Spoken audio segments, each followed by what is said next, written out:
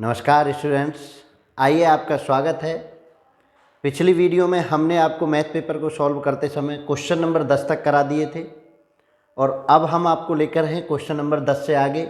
जैसा कि आप सबको पेपर पैटर्न के बारे में पता है, 20 MCQ क्वेश्चंस आपके पेपर में पूछे जाते हैं और हमने कल की वीडियो में 10 MCQ क्वेश्चन पेपर में कराए थे। आज हम 11 से स्टार्ट करेंगे और कुछ देखते हैं कि डिस्क्रिप्टिव में भी हो सकता है तो होगा। टाइम नोट कर लेते हैं, ज़्यादा लंबी वीडियो हम नहीं करेंगे, ज़्यादा बातें भी नहीं करेंगे, काम की बातें करेंगे।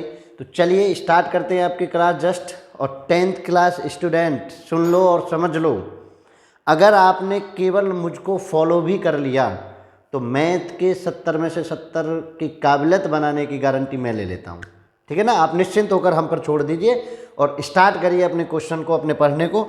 देखिए चलिए स्टार्ट करते हैं।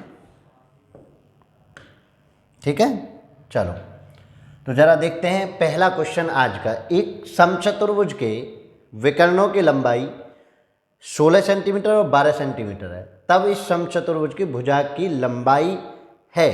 देखिए पहले तो आप समझिए कि समचतुर्भुज कहते किसको हैं। समचतुर्भुज, समचतुर्भुज का मतलब है जिसकी चारों भुजाएं समान हो। समचतुर्भुज का मतलब क्या है? जिसकी चारों भुजाएं समान हो, हम उसको कहते हैं समचतुर्भुज। तो समचतुर्भुज की भुजा इक्वल टू जो होता है बेटा, वो होता है अंडरवुड विकर्ण 1 का आधा का स्क्वायर प्लस विकर्ण 2 का आधा का स्क्वायर। अब देखिए विकर्ण 1 क्या है बेटा आपका 16 को डिवाइड करिए 2 से, पावर 2 प्लस दूसरा विकर्ण कितना है 12 डिवाइडेड बाई 2 स्क्वायर। 2 से डिवाइड किया तो 8 बना, 8 का स्क्वायर प्लस यहाँ से 6 का स्क्वायर। अब हमको क्या करना है, 8 का स्क्वायर का मतलब क्या होता है? 8 के स्क्वायर का मतलब है 8 गुना 8, तो 8 अट्ठे कितना हो गया 64। और 6 का स्क्वायर का मतलब 6 की 6 में गुना तो कितना हो गया 36।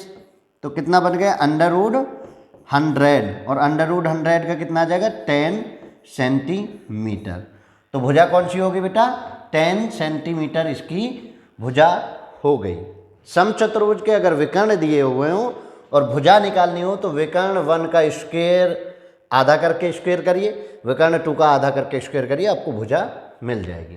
क्लियर है? सेकंड क्वेश्चन की तरफ बढ़िए, हटाइए इसको। समझ आ गया होगा सबको।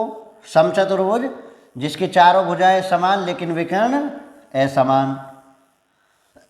कोनों का कुछ पता नहीं होता है, कैसे होते हैं? अगला क्वेश्चन, क्वेश्चन नंबर 12।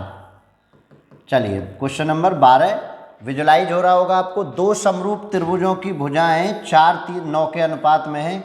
इन त्रिभुजों के क्षेत्रफलों का अनुपात क्या होगा? देखिए आपको मैं बता देता हूं कि भुजा 1 भुजा 2 का रेशो दिया हुआ है। ठीक है, तो इससे अगर मैं क्षेत्रफल का रेशो जाऊंगा तो क्षेत्रफल का रेशो में मैं क्या करूंगा, क्षेत्रफल 1 क्षेत्रफल 2, तो क्या करूंगा भुजा का स्क्वायर, भुजा 1 का स्क्वायर रेशो भुजा 2 का स्क्वायर। मतलब आपको कुछ नहीं करना, भुजा दे रखी है, क्षेत्रफल का रेशो पूछा है तो पावर 2 कर दीजिए। भुजा दे रखी है किसी भी उसमें और आयतन का रेशो पूछा है तो पावर 3 कर दीजिए। क्षेत्रफल दे रखा है, भुजा निकालनी है तो अंडर रूट कर दीजिए। आयतन दे रखा है, भुजा निकालनी है तो क्यूब रूट कर दीजिए। 4/9 है आपके पास भुजा का, तो क्षेत्रफल का बनाएंगे तो क्या 4 का स्क्वायर 9 का स्क्वायर। 4 का स्क्वायर कितना 4 चौक 16, 9 का स्क्वायर कितना 81, यही तो है। तो कितना हो गया आंसर 16 81। क्लियर है? अभी भी किसी को दिक्कत हो तो मैं समझा देता हूं कि भुजा से क्षेत्रफल जाना है तो स्क्वायर कर देना है और क्षेत्रफल से भुजा जाना है तो क्यूब रूट। यानी देखिए समझिए, भुजा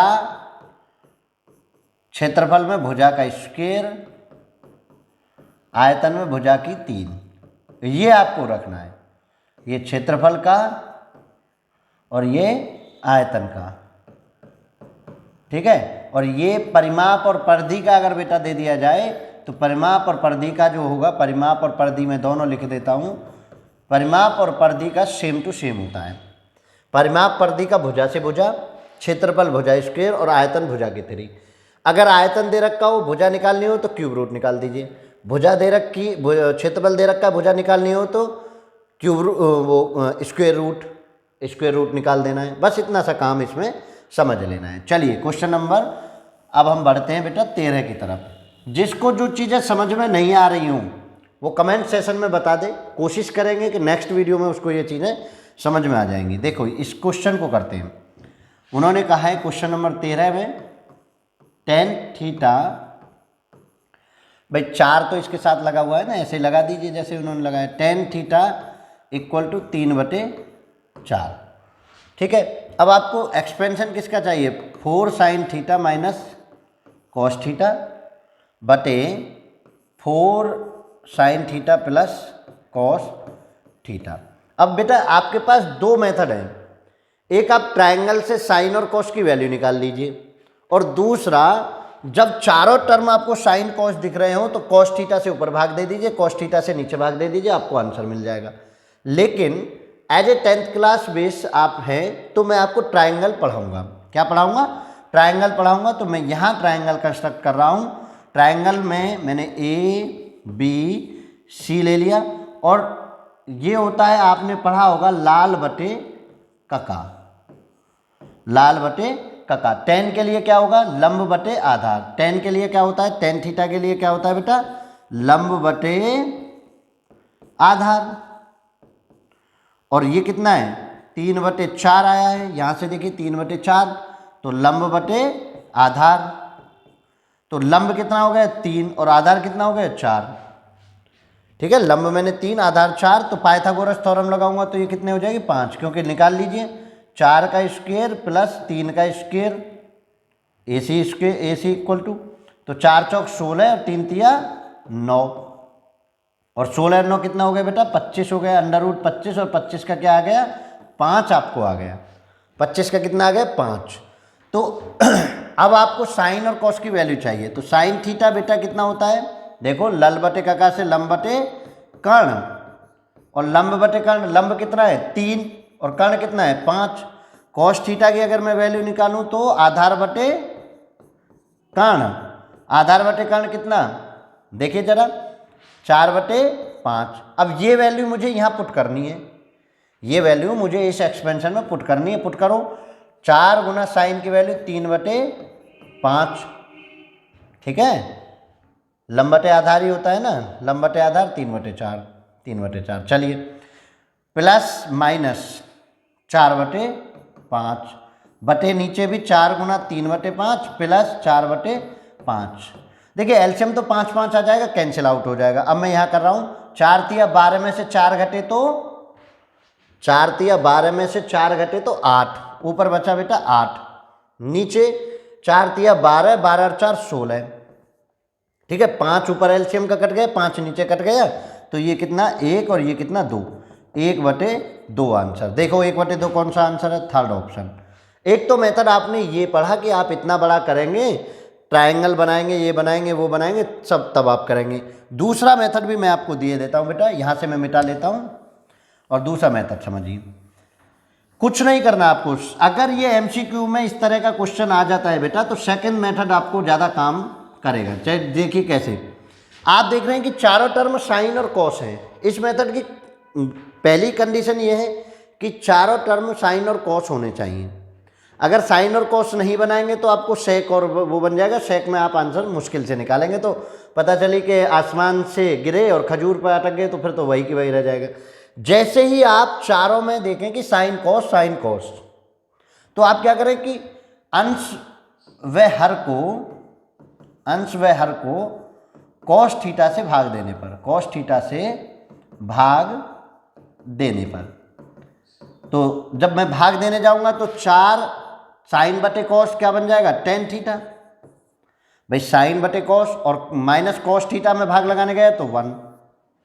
ठीक है ना, देखो कॉस थीटा से अंश व हर में अलग अलग भाग लगाना है, तो अंश में लगा रहा हूँ साइन बटे कॉस tan थीटा, और कॉस थीटा से कॉस थीटा कट गया 1। ऐसे ही मैं यहाँ लगाऊंगा तो यहाँ भी tan थीटा और प्लस के 1। अब आपको वैल्यू टेन थीटा की दी हुई है 3/4, तो 4 गुना 3/4 माइनस के 1, नीचे 4 गुना 3/4 प्लस के 1। देखो 4 से 4 कैंसिल, 4 से 4 कैंसिल, 3 में से 1 घटे तो 2 और 3 में 1 जुड़े तो 4 और कितना 2। कितना आंसर 1/2। आंसर आपका 1/2। तो मतलब अगर आपको साइन कॉस थीटा पूरे स्ट्रक्चर में दिया हुआ हो और 10 आपको दे रखा हो तो आप इस तरीके से वैल्यूएट कर सकते हैं, अगर एमसीक्यू पैटर्न पे जाना है तो। समझ आया? यानी अंश व हर को मैं अलग अलग कॉस थीटा से भाग दे दूंगा टेन थीटा बनाने के लिए। अगर मेरे पास कॉट थीटा होता तो मैं साइन थीटा से भाग लगा रहा होता। ठीक है, तो मुझे ट्रायंगल पे नहीं जाना पड़ेगा। मुझे किस पर नहीं जाना पड़ेगा? ट्रायंगल्स पर नहीं जाना पड़ेगा, ये आप समझ लीजिए। और जब मैं ट्रायंगल्स पे ना जाऊंगा तो आसान होगा मुझे। चलिए नेक्स्ट क्वेश्चन पे बढ़ते हैं, 14वें क्वेश्चन पे। Question number 14।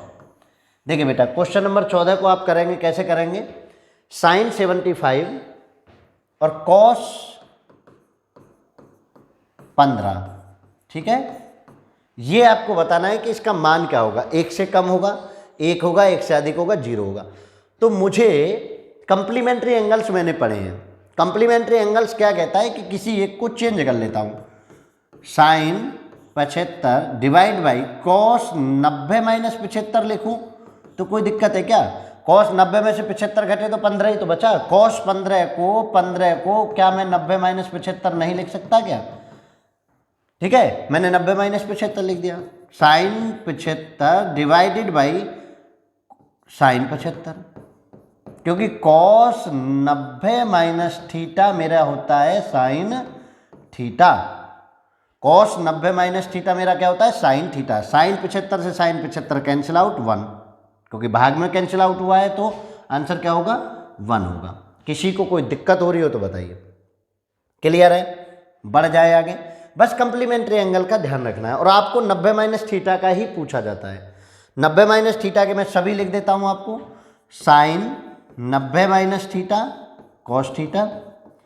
साइन और कॉस एक दूसरे में चेंज होते हैं, सेक और कॉस एक दूसरे में होते हैं।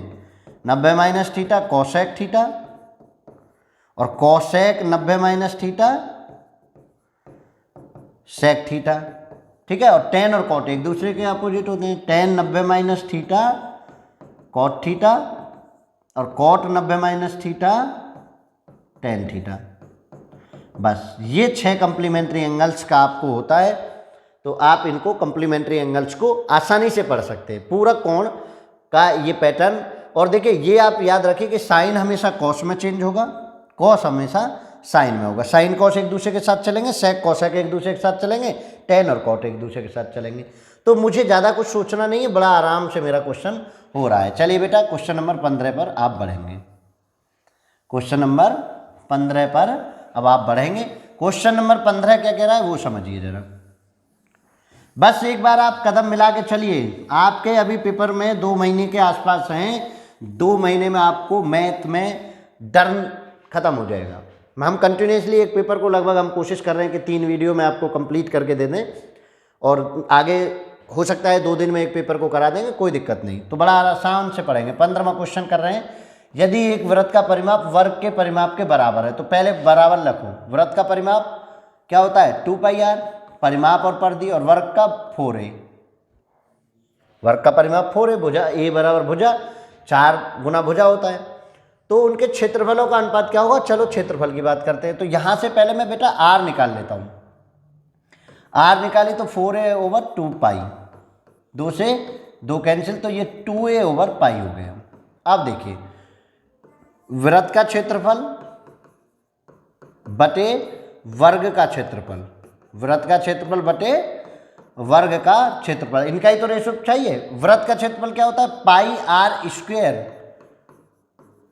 आर स्क्वेयर, आर है 2a/π, 2a/π मैंने रख दी वैल्यू, डिवाइडेड बाई वर्ग का क्षेत्रफल क्या होता है? a गुना a, भुजा गुना भुजा। ठीक है, एमसीक्यू में है तो मैं इतना ज़्यादा सोचूंगा नहीं, क्योंकि भुजा मान ली a है और त्रिज्या r मान ली, तो 2πr परिधि होगी वृत्त की, परिमाप परिधि एक ही बात है, और 4a हो गए उसका। वहाँ से मैंने r की वैल्यू निकाल के ये आपको कैलकुलेट कर लिया। अब देखिए, पाई से pi cancel, 2 to 4a² divided by pi, और ये a² भी इसी के साथ घूम के ऊपर, a² से a² कैंसिल। अब मेरा बचा 4/, इसको मैं 22/7 रख दूँ तो 7 घूम के ऊपर, 2 से ये 2 बार, 2 से ये 11 बार, तो 7 की 2 में ये गुना करी तो 7 दूनी 14 और 11, 14-11 का अनुपात बन गया, जो कि आपका बी है। देखिए 11-14 का नहीं, 11-14 का नहीं, 14-11 का अनुपात बना है। इस बात को आप विशेष ध्यान रखेंगे, उल्टा नहीं करेंगे, हड़बड़ाहट नहीं दिखानी पेपर में, बिल्कुल पीसफुली। 3 घंटा 15 मिनट मिलते हैं आपको, 15 मिनट आराम से पेपर को पढ़िए, इंडिकेट करिए और एक एक फॉर्मूले को समझिए। आपने जितने फॉर्मूलों को पढ़ लिया है और जितने हम यहाँ करा देंगे उनसे अलग पेपर में आने नहीं दूंगा, ये समझ लीजिए। जब वो पेपर में अलग आएगा ही नहीं तो टेंशन किस बात की, लेकिन इनको जरूर प्रैक्टिस करते रहना। चलिए 16वें क्वेश्चन को बताइए। समझ आया ना? किसी को कोई दिक्कत हो तो वीडियो को 1-1, 2-2 बार कंटिन्यूसली आप देखिए, आपको समझ आ जाएगा कैसे क्या हो रहा है। दो गोलों का आयतनों का अनुपात 64-27 है। 64-27 किसका बेटा? आयतन का। किसका? आयतनों का। अब एक बात बताइए, आयतनों से आपको पृष्ठीय क्षेत्रफल तक जाना है, तो आयतन से पहले तो जाएंगे आप भुजा पर, ठीक है, और भुजा से जाएंगे आप क्षेत्रफल पर, यही तो बताएंगे। आयतन से भुजा जाने के लिए मुझे क्यूब रूट चाहिए, पहले ही मैं इंडिकेट बता चुका हूँ क्यूब रूट, और यहाँ से मुझे स्क्वायर चाहिए, भुजा से फिर क्षेत्रफल जाने पे स्क्वायर। तो पहले मैं निकाल दूँ क्यूब रूट, क्यूब रूट का मतलब 3 ऐसे, तो 64 का क्यूब रूट कितना? 4, और 27 का क्यूब रूट कितना? 3, तो भुजा आ गई। भुजा का स्क्वायर जाना है, तो स्क्वायर गए तो 4 चौक 16, 3 तिया 9, आंसर कितना? 16 और 9। फोर्थ ऑप्शन आपका इज करेक्ट आंसर। बिल्कुल एक एक पॉइंट को समझिए। आयतनों से भुजा पर जाते हैं तो क्यूब रूट निकालते हैं, और भुजा से क्षेत्रफल पर जाते हैं तो स्क्वायर करते हैं। ये ड्राइंग समझ लीजिए, ठीक है। अब क्यूब रूट का उल्टा, अगर भुजा से मैं ऊपर जाऊं तो क्या होगा? क्यूब रूट का उल्टा कितना? क्यूब। और इसका उल्टा अगर हम जाएं, क्षेत्रफल से भुजा पर जाएं तो क्या होगा? Square root. बस ये समझ लीजिए, सब में रिलेशन बन गया। आप देख लीजिए, अगर क्षेत्रफल से ऊपर जा रहे हैं भुजा की तरफ तो स्क्वायर रूट निकाल दीजिए, आयतन से भुजा की ओर आ रहे हैं तो क्यूब रूट, और भुजा से उसकी तरफ आयतन की तरफ जा रहे हैं तो क्यूब कर दीजिए, ड्राइंग बन गई। इसके अतिरिक्त आपको कुछ नहीं पढ़ना, समझिए, ये पढ़ना है, ये माइंड में बिठाना है। कोई थ्योरम नहीं, किसमें है? आयतन में। देखिए यहाँ गोला दिया है कोई मतलब नहीं, घन दिया है कोई मतलब नहीं, घनाभ दिया है कोई मतलब नहीं, शंकु दिया है कोई दिक्कत नहीं, मुझे इससे मतलब नहीं है क्या दिया हुआ, मुझे पता करना है। आयतन दिया है, क्षेत्रफल दिया है, भुजा दी है, पृष्ठीय क्षेत्रफल का है कोई दिक्कत नहीं, संपूर्ण पृष्ठीय क्षेत्रफल का है कोई दिक्कत नहीं, है ही नहीं दिक्कत। मुझे अगर ये पता है, आयतन से भुजा क्यूब रूट, भुजा से आयतन क्यूब, भुजा से क्षेत्रफल स्क्वायर, क्षेत्रफल से भुजा square root, answer. Square root जानते हैं ना। चलिए अगला क्वेश्चन नंबर 17। क्वेश्चन नंबर 17, 1 से 10 तक की धनात्मक विषम संख्याओं का समांतर माध्य। देखिए या तो वो विषम का कहे चाहे वो सम का कहे, और माध्य पूछ ले कितनी भी संख्यान का, एक तक, ऐसे ऐसे तक में पूछ ले बेटा, तक में अगर ऐसे पूछ ले 1 से 10 तक की धनात्मक विषम संख्याओं का समांतर माध्य क्या होगा, वो कहीं से भी स्टार्ट कर ले, विषम के लिए भी और सम के लिए भी। आपको मैं बता देता हूं कैसे करना है। आपको last plus first divided by 2, चाहे वो सम हो चाहे विषम हो। अब 1 से 10 तक की लास्ट विषम बताइए। लास्ट विषम 9, पहली सम विषम 1 डिवाइडेड बाई 2, 10/2 कितना आ गया? 5, आंसर। नहीं आया समझ में? मैंने कहा कि लास्ट और फर्स्ट का जोड़ करके 2 से कर दीजिए। विषम का है लास्ट विषम 10 तक में 9, सम वो पहली 1 डिवाइडेड बाई 2। अगर वो कल को ये कहते ना कि 2 से 22 तक की कौन सी ले लें? 22 तक की सम संख्याओं का समांतर माध्य, कुछ नहीं करना, 22 और 2 24/2 12, लास्ट ये हो गई, फर्स्ट ये हो गई। क्लियर है ना? अगर वो मान के चलिए कल को कुछ और कह दे, समझिए जरा, ऐसे नहीं जाएगा, ऐसे मिटा लेते हैं। देखिए और समझिए जरा, कुछ भी कह दे वो कह दे कि भाई एक से 30 तक की विषम संख्याओं का समांतर माध्य, 1 से 30 तक की विषम, आप ये लिख लीजिए विषम संख्याओं का समांतर माध्य। तो देखो लास्ट देखिए कौन सी होगी 29, क्योंकि 30 तो सम है, 29 विषम होगी प्लस 1 डिवाइडेड बाई 2, कितना हो गया 15, 30 डिवाइडेड बाई 2। वो कहते 1 से 40 तक की सम संख्याओं का समांतर माध्य, कुछ नहीं, लास्ट सम संख्या 40, पहली सम संख्या 2, एक नहीं है, एक सम नहीं है, 2 डिवाइडेड बाई 2, ठीक है। तो 40 और 2 कितना हो गए 42/2, कितना हो गए 21, 42/2 21 हो गए सम संख्याओं का, 1 से 40 तक की सम संख्याओं का समांतर माध्य 21। बिल्कुल भी हेजिटेट नहीं होना है, सम कह दे चाहे विषम कह दे, मुझे बस ये सोचना है लास्ट विषम ढूंढ लेनी है, पहली विषम ढूंढ लेनी है, लास्ट सम ढूंढ लेनी है, पहली सम ढूंढ लेनी है, आंसर। इससे ज्यादा कुछ क्या बताओ, इससे ज्यादा आसान क्या दूं। जैसे ही तक देखो 1 से इतने तक टक टक टक। चलिए बिल्कुल भी डरना नहीं है, डर निकालने के लिए तो हम आए हैं। हमारा काम क्या है, आपके माइंड से मैथ का डर निकालना। क्या है मैथ, केवल डर है मैथ।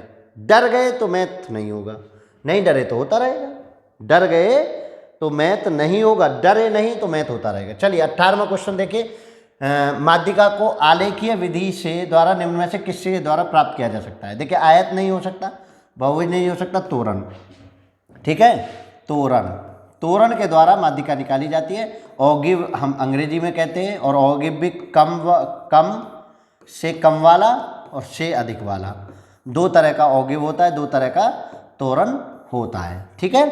तो तोरण के द्वारा आलेखीय विधि से माध्यिका निकाली जाती है। तो ये क्वेश्चन जो है आपको कहीं नहीं मिलेंगे, सिर्फ और सिर्फ स्टैंडर्ड मैथ पर मिलेंगे। तो आइए, आप जो आपके दोस्त हों, यार हों, पड़ोसी हों, कोई किसी का चाचा हो, मौसा हो, फूफा हो, किसी का बच्चा 10वीं में, भेज दीजिए, लो यूपी बोर्ड 10th क्लास, ठीक है। सीबीएसई वाले भी ना घबराएं, सीबीएसई वालों के लिए भी जल्द उपक्रम करेंगे। 19वां क्वेश्चन, यदि कुछ प्रेक्षणों का माध्य 27 और बहुलक 45 है तब माध्यिका होगी। तो देखिए बहुलक बराबर जो होता है बेटा, ये फॉर्मूला आप पढ़ लीजिए, बहुलक बराबर 3 माध्यिका और 2 माध्य माइनस 2 माध्य, ये होता है। तो बहुलक दे रखा है, माध्यिका निकालनी है, बहुलक निकालिए, बहुलक कितना 45, 3 माध्यिका, मुझे माध्यिका चाहिए, ठीक है, माइनस 2 माध्य 27। अब देखिए 45 और इसको इधर ला के 27 दूनी 54 प्लस हो जाएगा 3 माध्यिका। मैं तो जो मेरा फॉर्मूला है मैं उसमें रखूंगा, मुझे कुछ नहीं मतलब। देखो बहुल माध्य 27, 27 दूनी 54, इधर लाया माइनस में है, बराबर के इसकी तरफ लाया प्लस हो गया। अब जोड़ दो 5 4 9 और 5 4 9 इक्वल टू 3 गुना माध्यिका। अब 3 इधर किससे डिवाइड में आएगी, 3 99 डिवाइडेड बाई 3 इक्वल टू माध्यिका।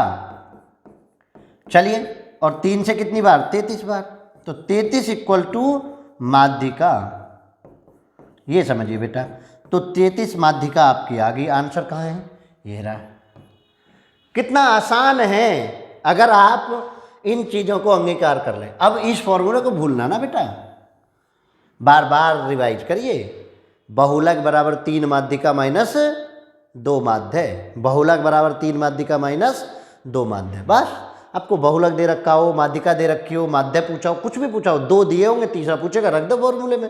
और इसको उल्टा पुल्टा करके याद ना करें। बहुत से बच्चे करते हैं कि माध्य को ऐसे इधर से याद करते हैं, बहुलक को ऐसे। बहुलक में याद रखो ना बहुलक 3 माध्यिका माइनस 2 माध्य। चलिए अगला देखिए, वर्गीकृत आंकड़ों से अधिक प्रकार और कम प्रकार की संचयी बारंबारता वक्रों के प्रतिच्छेद बिंदु के भुज आंकड़ों से प्राप्त होता है। अभी बताइए क्या बताया था। ऑगिव, जो ऑगिव दिए थे, उन ऑगिवों के मध्य बिंदु प्रतिच्छेद बिंदु से क्या प्राप्त होता है आंकड़ों से, माध्य होगा, नहीं होगा, क्या होगा, माध्यिका होगी। माध्यिका मतलब माध्यक, माध्यिका मतलब माध्यक। वर्गीकृत आंकड़ों से अधिक प्रकार और से कम प्रकार की संचयी बारंबारता वक्रों के प्रतिच्छेद बिंदु हैं।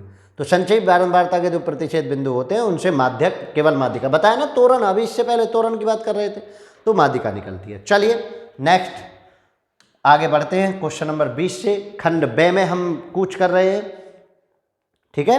खंड ब में सभी खंड करने, और सभी खंड कितने, 6 क्वेश्चन हैं 2-2 नंबर के, तो 6 क्वेश्चन हैं 2-2 नंबर के। चलिए पहले को करते हैं सॉल्यूशन क का, पहले का क।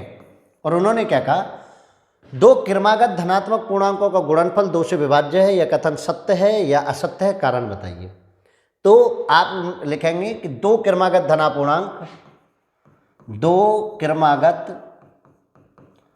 धन पूर्णांक सम और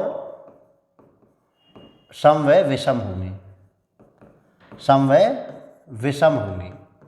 भाई अगर एक सम है तो दूसरा विषम होगा, एक विषम है तो दूसरा सम होगा। तथा माना सम पूर्णांक 2x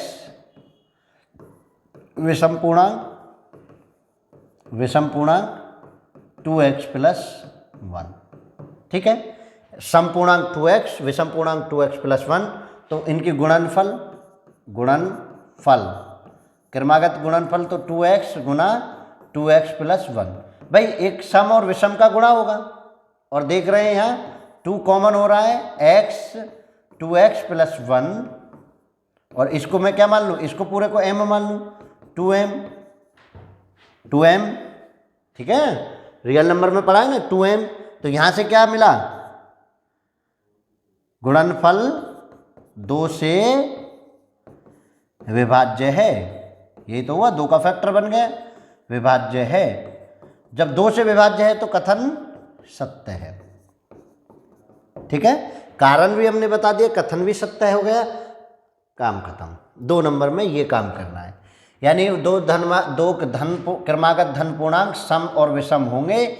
हमने सम को मान लिया, विषम को मान लिया, गुणनफल दिखा दिया, और गुणनफल में दिखाया कि वो 2 का फैक्टर बन रहा है, और 2 का फैक्टर बनना है तो वो 2 से डिवाइड होगा, 2 से विभाज्य होगा, 2 से विभाज्य है तो सत्य बात है, यही है, कारण हमने बता दिए। क्वेश्चन नंबर पहला खत्म हो गया है। चलिए ख पर चलिए, हो जाएगा ना बेटा, बिल्कुल पीसफुली आप समझिए। 2 क्रमागत पूर्णांकों में सम विषम के अलावा कुछ नहीं होता, ये मानते हैं आप या नहीं मानते?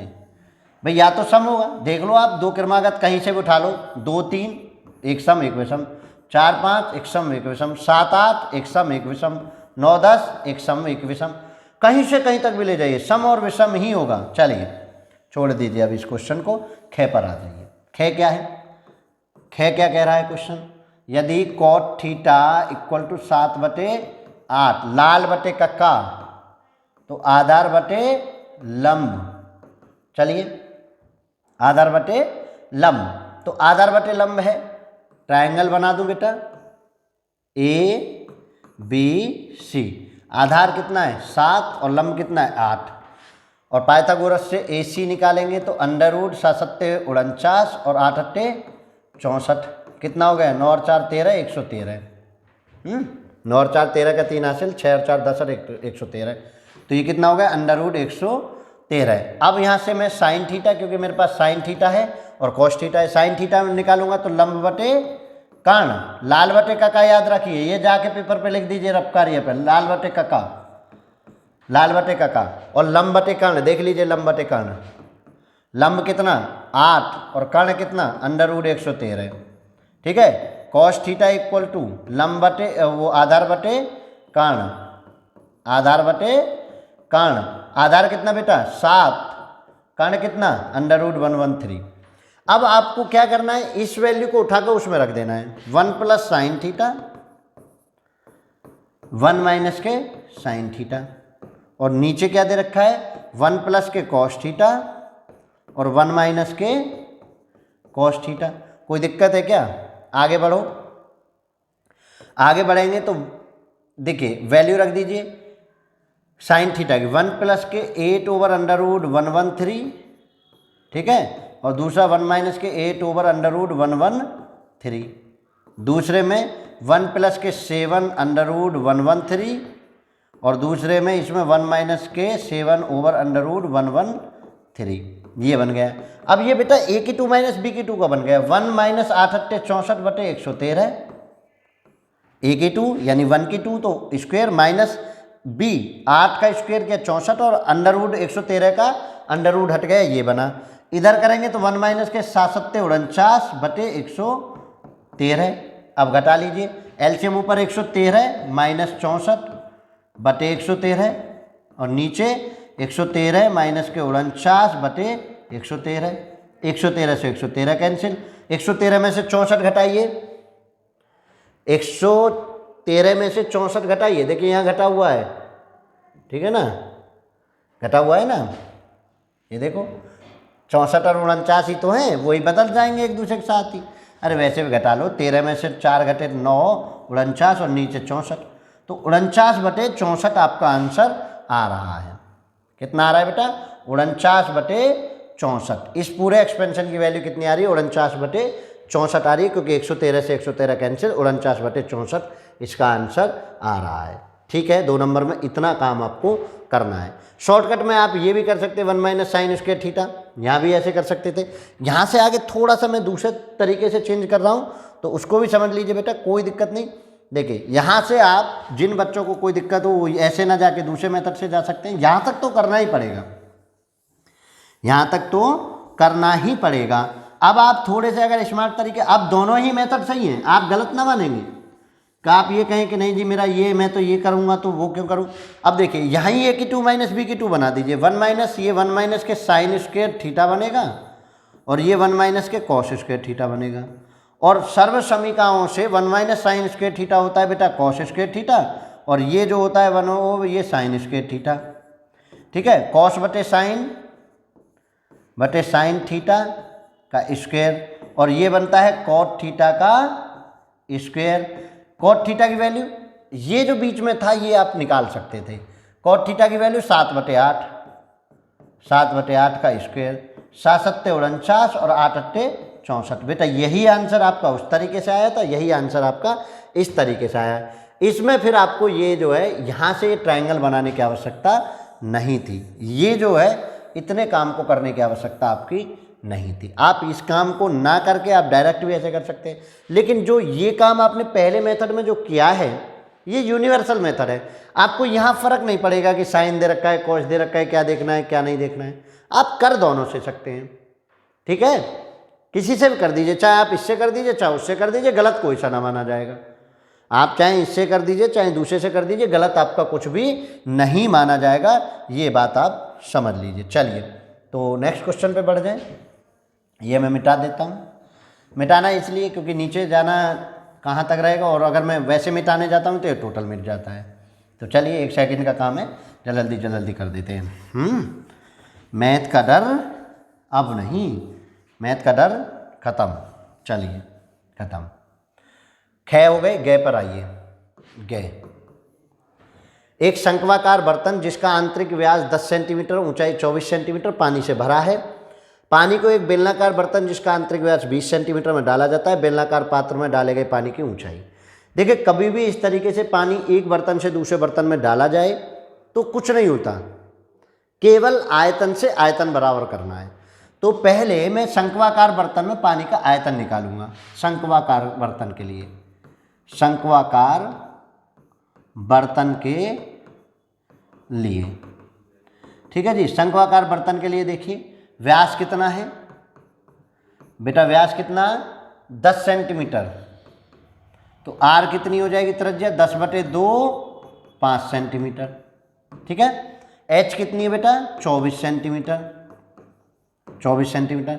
आयतन बताइए, आयतन किसका? पानी का, आयतन पानी का 1/3, शंकु है तो 1/3 पाई आर स्क्वायर एच, यहाँ लिख देता हूँ 1/3 पाई आर स्क्वायर एच।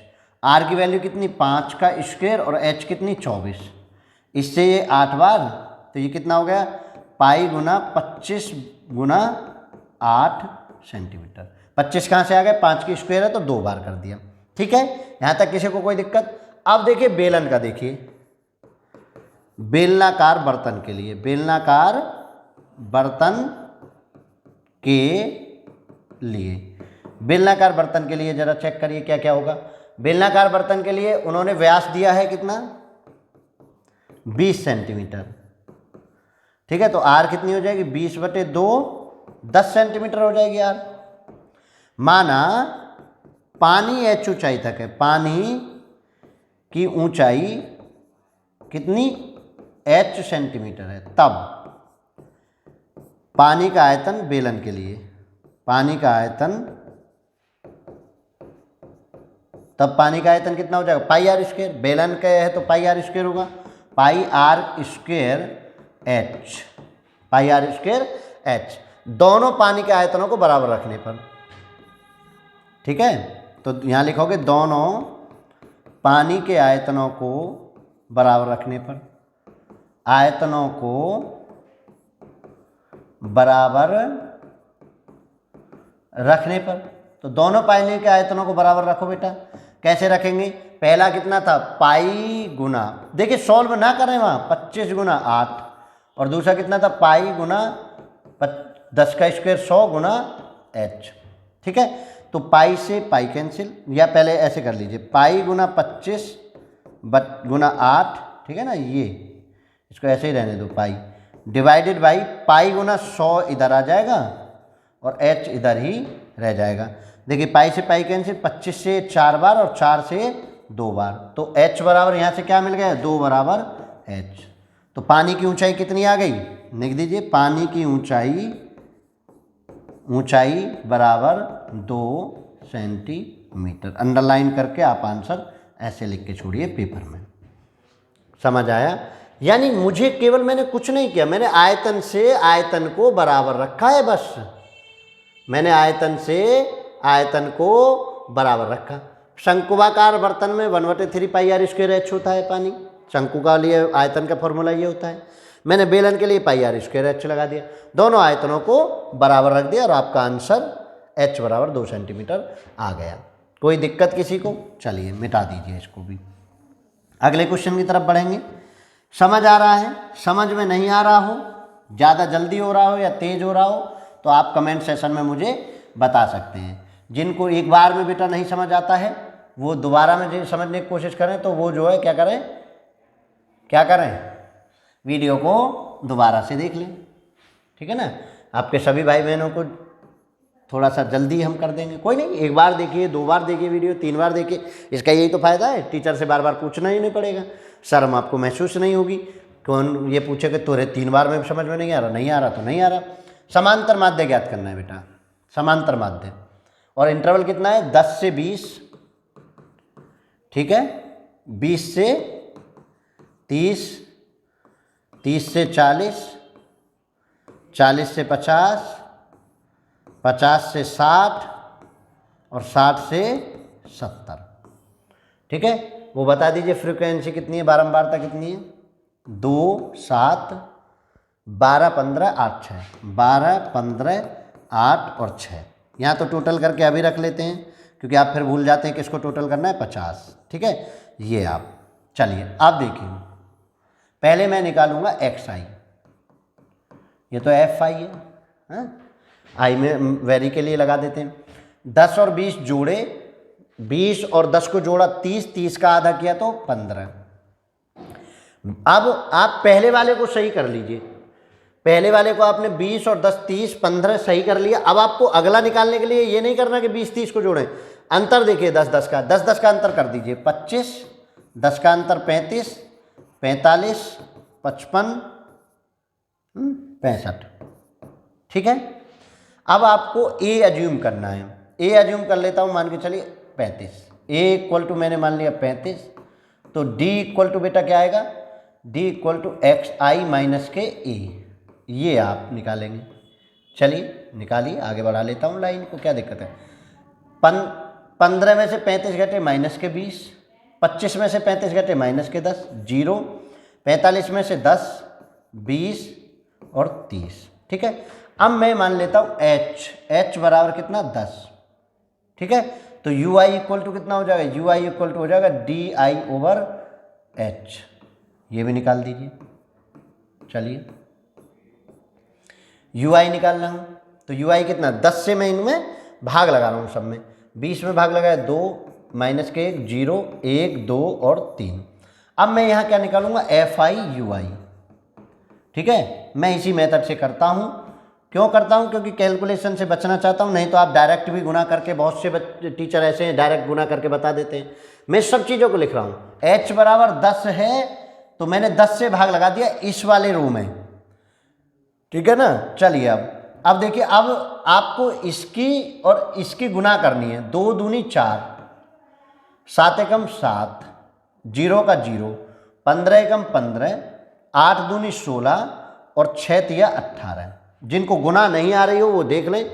2 की 2 में की माइनस के 4, 7 की माइनस के 1 में -7, 12 की 0 में 0, 15 की 15 में 15, 1 में 15, 8 की 2 में 16, 6 की 3 में 18। अब देखिए 7 4 11, माइनस माइनस के को एक साथ जोड़ लिए, 11 घटे यहाँ 4 बचा, 4 और 16 20 हो गया भाई। माइनस के 11 आकर 15 के साथ जुड़े तो प्लस के 4 बचे, क्योंकि माइनस का 11 चला गया, 4 बचे, 4 16 में जुड़े 20 और 38, कितना हो गया 38। ये इसका टोटल कितना आया 38। अब देखिए यहाँ से आगे का फॉर्मूला, यहाँ तक आपने ये प्रोसीजर कर लिया।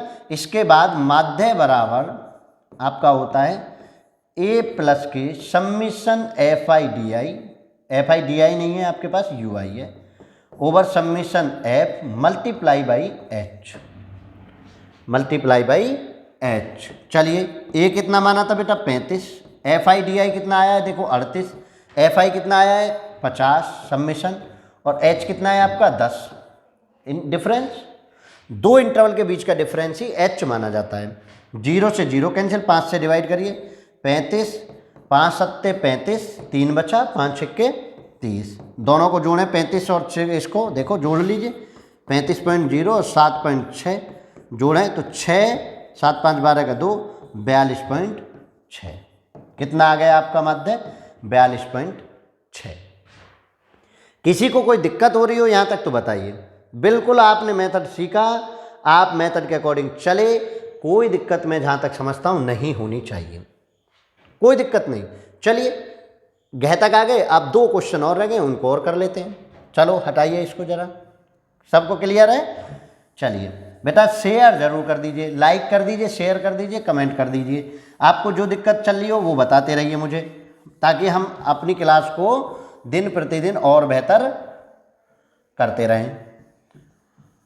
अब आप लाइक शेयर नहीं करेंगे तो फिर कैसे बात बनेगी। तो लाइक करते रहिए, शेयर करते रहिए, कमेंट तो आप भर भर के देते ही रहिए, कोई दिक्कत नहीं है। ठीक है ना। चलिए चलो जल्दी से, अब आप देखिए अड़े पर चलते हैं, क्योंकि यहाँ तक घ तक हो गए। बिंदु -4 और इतने को जोड़ने वाले रेखाखंड किस अनुपात में विभाजित करता है। माना k अनुपात 1 में, देखिए हमेशा इसमें विभाजित मानिए, विभाजित करता है। ठीक है। अब देखिए जरा, आप फॉर्मूला जानते हैं विभाजन के लिए, मैं फॉर्मूला लिख देता हूँ यहाँ। x बराबर m, इसको m1 m2 मान लेते हैं, m2 x1 plus m1 x2 over m1 plus m2। ठीक है, एक ही पॉइंट से विभाजन आ जाता है, दोनों पॉइंटों को लगाने की आवश्यकता मुझे नहीं होती है। तो x मेरा कितना है विभाजन पॉइंट, -4 इक्वल टू m2 कितना है 1, x1 कितना है पहला वाला पॉइंट -6, प्लस m1 कितना है मेरा k, और x2 कितना है दूसरा वाला पॉइंट, ये नहीं दूसरा वाला पॉइंट बेटा, ये नहीं होगा, दूसरा वाला पॉइंट 3, इसमें है ना 3, दूसरा वाला पॉइंट 3, और नीचे m1 plus m2 k plus 1 बटे 1 मान कर क्रॉस मल्टीप्लाई, k प्लस 1 की इसमें करेंगे तो -4k -4 इक्वल टू -6 प्लस के 3k। कोई दिक्कत। अब देखिए 4k को मैं उधर ले जाऊंगा और 6 को इधर लाऊंगा, -4 ये इधर ही रह गए, प्लस के 6 इक्वल टू 3k और प्लस के 4k, इस माइनस के 4k को मैं दूसरी तरफ ले गया तो प्लस के 4k, माइनस के 4 है प्लस के 6 है, तो कितना बचा 2, और 4 और 3 कितना हो गया 7k। तो यहाँ से मेरी k की वैल्यू कितनी आई 2/7 इक्वल टू k। क्लियर। तो जो रेशो बना ना बेटा, वो रेशो इसको ही सीधा क्रम में लिख दीजिए 2/2/7।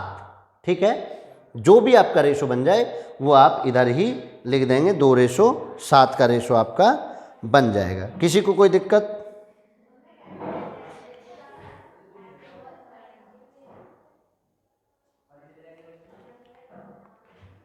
ठीक है, देख लीजिए पॉइंटों में कोई दिक्कत नहीं होनी चाहिए, ये आपके हेडक है थोड़ी सी, कोई दिक्कत नहीं। चलिए 2/7 का रेशो बन गया। ठीक है, कोई दिक्कत नहीं होनी चाहिए, बस रेशो मानना आना चाहिए कि रेशो क्या मानेंगे, k1+1 मानेंगे और इस फॉर्मूले को अप्लाई कर दीजिए। y में भी y1 और y2 अलग अलग कर लेंगे, ठीक है ना, y में भी y2 और y1 अलग अलग कर लेंगे और हमेशा से प्लस रखिए, बाह्य विभाजन माइनस रखते हैं, जो आपके सिलेबस में नहीं है तो आपको हमेशा से क्या करना है